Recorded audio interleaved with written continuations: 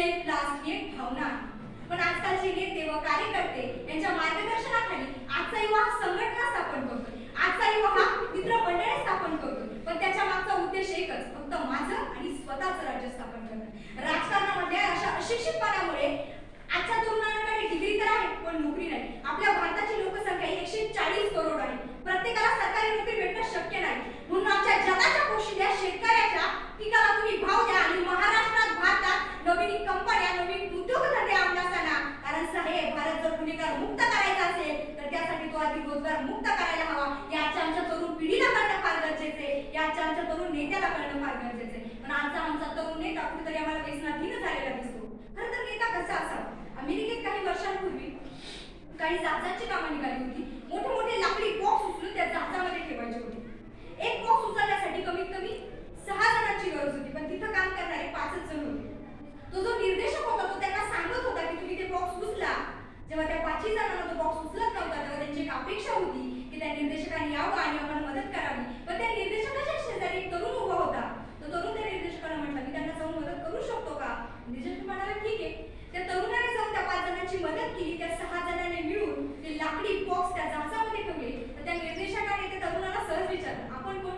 तेव्हा तो तरुण म्हटला, मी जॉर्ज वॉशिंग्टन, मी अमेरिकेचा राष्ट्रीय अध्यक्ष आहे. तेव्हा त्या निर्देशकाला स्वतःची चूक कळाली की 5 माणसं आपलीच होती, आपण यांना स्वतःहून मदत करायला हवी होती. तर या छोट्याशा प्रसंगातून ज्या जॉर्जने पूर्ण जगाला एक संदेश दिला की नेता कसा असावा. तर नेता असा असावा, समाजाची ज्येष्ठ व्यक्ती असतात त्यांनी जो आदर्श काढून दिलेला असतो त्याचंच अनुसरण हे सामान्य लोक करत असतात. म्हणून देशाला एक आदर्श युवा भेटणं खूप गरजेचं आहे, आदर्श नेता भेटणं खूप गरजेचं आहे. त्यासाठी आधी युवा वर्गाने पुढे येणं फार गरजेचं आहे. आम्ही पुष्कळदा असं म्हणतो की आम्ही छत्रपती शिवाजींचे मावळे आहोत, पण छत्रपती शिवाजी महाराजांचे मावळे कसे हवे? सिंहाची चाल, गरुडाची नजर, स्त्रियांचा आदर, शत्रूचे मर्दन, असे जसावे मावळ्यांचे वर्तन. हीच आहे छत्रपती शिवाजी महाराजांची शिकवण, हीच आहे छत्रपती शिवाजी महाराजांची शिकवण. काय शिकवण होती छत्रपतींची त्यांच्या मावळ्यांना?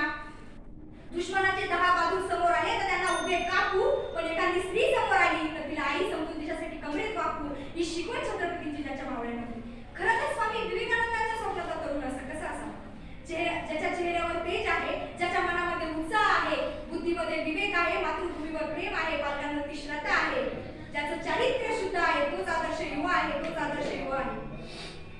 शेवटी जाता एवढंच म्हणेल, पुढाऱ्याने तुम्ही कितीही पक्ष बदला आणि म्हणा की हा पक्ष माझाच आहे, पण एक गोष्ट लक्षात ठेवा, आमचं मात्र तुमच्याकडे लक्ष आहे. म्हणून इथून पुढे तरी दिलेल्या प्रत्येक मताची किंमत जरा तरी ठेवा.